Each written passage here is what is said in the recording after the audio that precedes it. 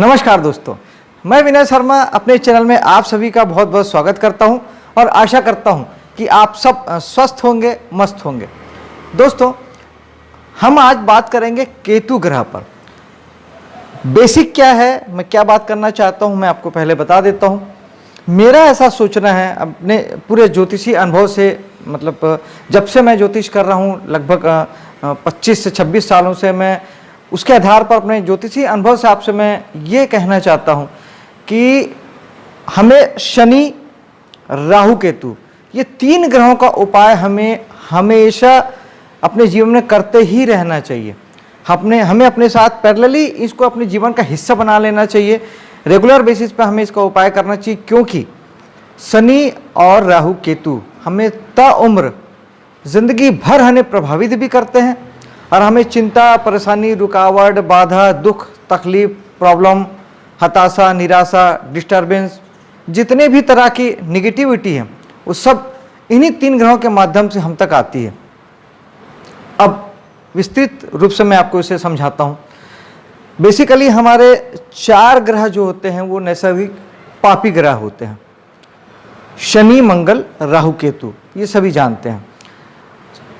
सबसे पहले जो ग्रह होते हैं हमें प्रभावित करते हैं अपनी महादशा में और अपनी अंतर्दशाओं में।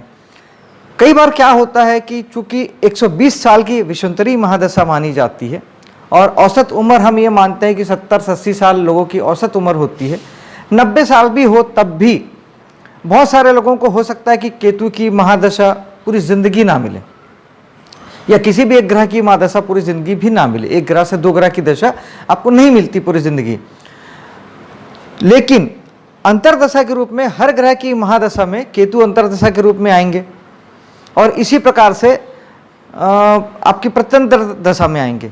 हर अंतर्दशा में 2 से 3 महीने की प्रत्यंतर दशा होती है। केतु की छोटी होती है, करीब महीने भर की होती है, तो उसमें वो मिलेंगे। तो जब जब केतु अंतर्दशा और प्रत्यंतर दशा में आएंगे अपने प्रभाव को वो देंगे। अब वो प्रभाव क्या देंगे? आपकी कुंडली में जिस भी भाव में केतु बैठे हैं, केतु बेसिकली दोस्तों विरक्ति के कारक ग्रह हैं। केतु को समझने के लिए राहु को समझना भी बहुत जरूरी है। राहु केतु एक ही बॉडी के 2 पार्ट हैं। राहु सर है और बाकी जो धड़ का हिस्सा है वो केतु है। ये आप सभी को पता है कि समुद्र मंथन के समय में जब राक्षस का सर काट दिया था विष्णु भगवान ने, लेकिन चूंकि उसने अमृत पान कर लिया था इसलिए उसका सर भी अमर हो गया और धड़ भी अमर हो गया। वही हमारे राहु केतु है। तो राहु केवल सर है, केवल विचार है, लेकिन केतु केवल धड़ है और केतु के पास सिर्फ पैर है। केतु सिर्फ चलना जानता है, विचार उसके पास नहीं है, विचार वो करता भी नहीं है, उसे सिर्फ चलना पसंद है। तो जब भी आपकी कुंडली में किसी भी भाव में केतु जिस भी भाव में बैठे हों, तो आपने अभी तक ये अपनी जिंदगी में आजमाया होगा कि केतु जिस भाव में बैठते हैं वहां से हमें दुख देते हैं, प्रॉब्लम देते हैं और वहां से चेंज लाते हैं। वहां के फल में हमको चेंज करने की भावना हमारे मन में लाते हैं। क्यों? क्योंकि बेसिकली केतु मोक्ष के कारक ग्रह हैं। राहु मोह माया है। राहु चीजों से हमें बांधते हैं, केतु हमें खोलते हैं। केतु हमें चीजों से अलग करते हैं, हमें वैराग्य देते हैं, क्योंकि बिना वैराग्य के आपको मुक्ति संभव ही नहीं है। मोक्ष जो है वो बिना वैराग्य के होता ही नहीं है। यानी जब तक आप भौतिक जगत से, अपने रिश्तों से, नातों से, जमीन, मकान, गाड़ी, घोड़ा, दुकान, पैसे कौड़ी, कपड़े लत्ते, सारे सुख वैभव से जब तक आप विरक्त नहीं होंगे, मुक्त होने का प्रश्न ही नहीं उठता। मुक्त होना ही किससे है? इन्हीं सारी चीज़ों से ही तो मुक्त होने का नाम मुक्ति है। जब आप भौतिक संसार से, भौतिक जीवन से, सारी चीज़ों से जब आप मुक्त हो जाते हैं, वही मुक्ति है। लेकिन जब इस काम को आप अपनी मर्जी से नहीं करते हैं, तो केतु जिस भाव में बैठते हैं वो पहले वहाँ पे दुख देते हैं, क्योंकि उनका लक्ष्य होता है आपको वहाँ से दुखी करना, प्रताड़ित करना, और वहाँ से दुखी होकर आप उन चीज़ों से फिर अलग होते हैं। मान लीजिए कि भाई के भाव में केतु बैठे हैं, तो आपके भाई से आपको विरक्ति देंगे।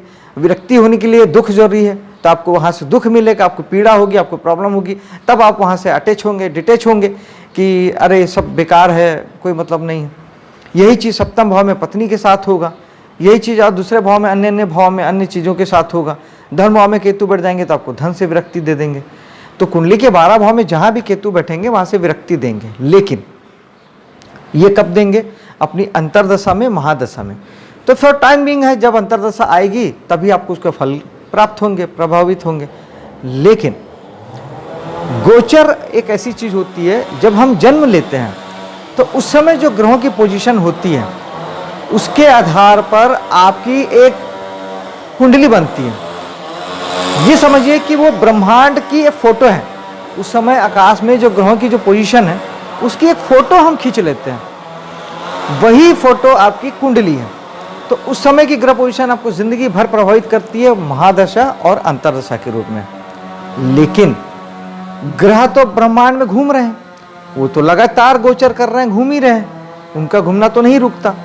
तो वो जब गोचर में आपको प्रभावित करते हैं उसे ही हम राशि फल कहते हैं, वही राशि फल है। दोस्तों, 4 ग्रह गोचर में मेजर रोल प्ले करते हैं, शनि, बृहस्पति और राहु केतु। बृहस्पति एक राशि में 1 वर्ष रहते हैं, शनि एक राशि में 2.5 वर्ष रहते हैं, राहु केतु एक राशि में 1.5 वर्ष रहते हैं।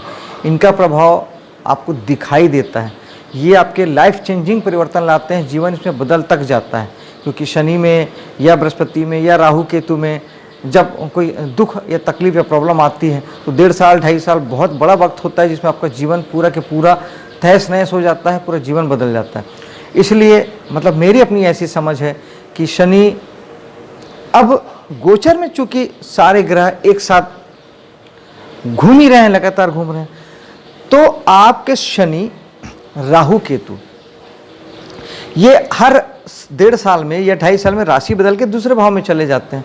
लेकिन वो प्रॉब्लम तो लगातार देते हैं, वो राशि बदल के जिस भाव में चले जाते हैं वहाँ आपको प्रॉब्लम देने लगते हैं, लेकिन प्रॉब्लम वो देते हैं। यानी जिंदगी भर ये किसी न किसी भाव से संबंधित आपको तकलीफ, प्रॉब्लम देते ही देते हैं, ये कहीं भी अस्तित्व से गायब नहीं होते। इसलिए मेरा ऐसा सोचना है कि जीवन में जितना भी लोगों के क्लेश, दुख, तकलीफ, प्रॉब्लम, हताशा, निराशा, रुकावट, चिंता, बाधा, परेशानी, जो कुछ भी है, नेगेटिविटी में जो कुछ भी है, वो शनि है या राहु केतु है। अब अगर आप रेगुलर बेसिस पे अपने जीवन में शनि या राहु केतु का छोटे छोटे 1-2 उपाय को जीवन का हिस्सा कर बना लेते हैं ना, तो फिर यकीन मानिए कि आपका जीवन को स्वर्ग बनते देर नहीं लगती। आप इसे करके देखिएगा, साल 6 महीने में आपने एक तरफ अपनी ज़िंदगी जितनी भी जी चुकी होगी और अगला जो साल 6 महीना होगा आपने उसमें आप जीवन का अनुभव करेंगे, आप महसूस करेंगे कि आप जीवन बहुत स्मूथली जी रहे हैं, बहुत सुख और शांति से जी रहे हैं। चीज़ें क्या है क्या नहीं उससे कोई फ़र्क नहीं पड़ता, भौतिक जगत में आपके पास क्या है क्या नहीं है, गाड़ी, मकान, कपड़ा लत्ता, पैसा कौड़ी सब अपनी जगह है, चीज़ें जैसी है वैसी रहेगी। उसमें शायद उतना बदलाव आए या ना आए वो एक अलग मैटर है, वो अब अलग हम बात करेंगे कि बाकी चीज़ें कहाँ से और कैसे आती हैं। लेकिन बाकी जो जीवन को देखने का जो नज़रिया है, जीवन को जो जीने का नज़रिया है, वो आपका सुख शांति से भर जाएगा, मन में दुख तकलीफ नहीं होगी, रुकावट बाधा नहीं होगी और आप बहुत सुकून से जीवन जिएंगे, कुछ हो या ना हो। राहु केतु पे, राहु और शनि पे मैं बात कर चुका हूँ, पहले वीडियो में बना चुका हूँ। अभी मैं आज केतु पे आपको मैं उपाय बताता हूँ। दोस्तों, अगर आपकी कुंडली में महादशा या अंतर्दशा के रूप में केतु प्रभावित कर रहे हैं तब भी ये उपाय काम करेंगे, और आपके गोचर में लगातार ये आपकी पूरी ज़िंदगी किसी न किसी भाव में है तब भी ये काम करेंगे। पहले मैं केतु के लिए आपको एक बेसिक उसका उपाय बताता हूँ जो कि अद्भुत उपाय है, उसके बाद उसका मैं आपको ज्योतिषी उपाय बताऊँगा।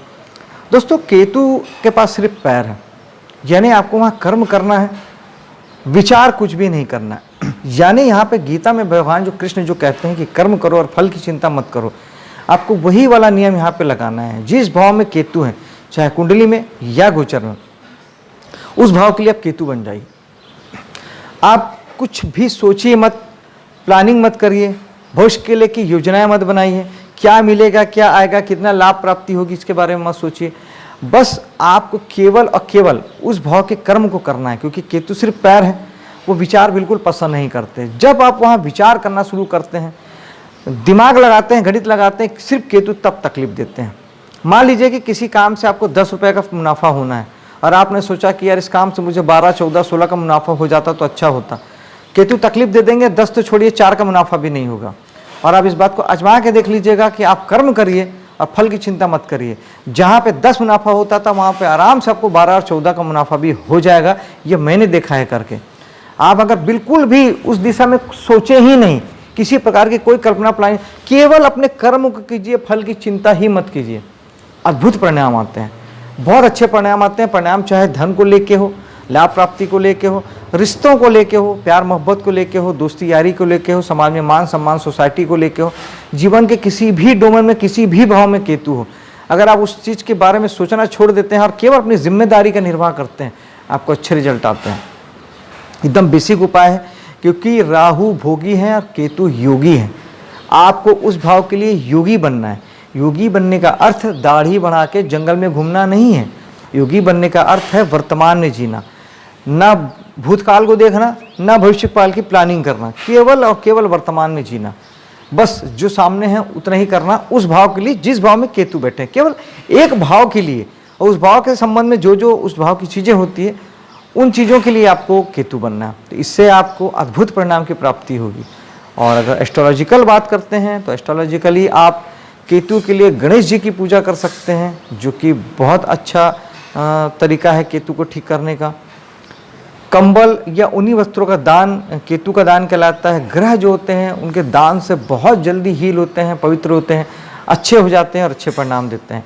तो चेक प्रिंट के कपड़े, खासतौर पे काला और सफ़ेद चेक जो होता है, उन्हीं वस्त्र, वो चाहे छोटा से छोटा बैठने का आसन ही क्यों ना हो, कंबल छोटे जो बैठने वाले आसनी के रूप में आते हैं, इस तरह की चीज़ें केतु के लिए दान बहुत अच्छा होता है। नींबू और खट्टे मीठे फल जो होते हैं, खट्टे मीठा स्वाद जो है वो केतु का है, तो पाइनएप्पल है, नींबू है, केला है, ये सब केतु की कारक चीज़ें हैं, इसका दान आप कर सकते हैं। गरीब को भी दे सकते हैं, मंदिर में भी दे सकते हैं। केतु के लिए मेडिटेशन एक बहुत ही बेहतरीन उपाय है। मेडिटेशन से अच्छा उपाय राहु केतु किसी के लिए भी नहीं है। मेडिटेशन कीजिएगा तो केतु चाहते हैं योगी बनाना, और आप खुद स्वयं जब आप योग की दिशा में चल पड़ते हैं तो फिर केतु आपको तकलीफ नहीं देते। ये कुछ उसके ज्योतिषी उपाय थे दोस्तों। ओम केतवाय नमः आप एक माला जाप भी कर सकते हैं अगर आपको मंत्र जाप करना पसंद है। दोस्तों, आपका जीवन शुभ हो, सफल हो, इसी कामना के साथ अब मैं आपसे विदा लेता हूँ। मेरे वीडियो को लाइक शेयर कीजिएगा, मेरे चैनल को सब्सक्राइब कीजिएगा। मिलता हूँ अगले वीडियो पे। जय हिंद।